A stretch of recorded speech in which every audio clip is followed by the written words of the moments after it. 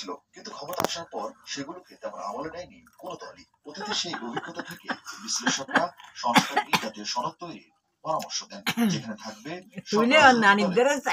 স্বাক্ষর। 10টা জিনিস সংস্কার আমি তাহলে মুখ খাওয়ার চলে না 10টা বরাবর যখন বলে গেছে আমরা রাজি, ঠিক আছে আপনি সাইন করেন। যে দল ক্ষমতায় যাবে সে যদি না করে তখন অন্য দল তার ইন্টিগ্রিটি নিয়ে প্রশ্ন ওঠাবে।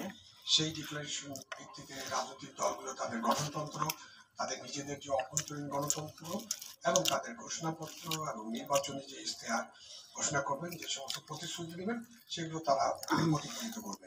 তাহলে রাজনৈতিক দলের কাছে প্রত্যাশা করা যায় যে তারা ভবিষ্যতে এই কাজগুলো করবেন। সংস্কারের টের গন্তব্যে পৌঁছাতে চলতি বছরের ডিসেম্বরে নির্বাচন করার প্রস্তুতি নেয়ার আহ্বান রাজনৈতিক বিশ্লেষকদের। সরকারের জন্য তো প্রত্যেকটি দিন একটা করে চ্যালেঞ্জ।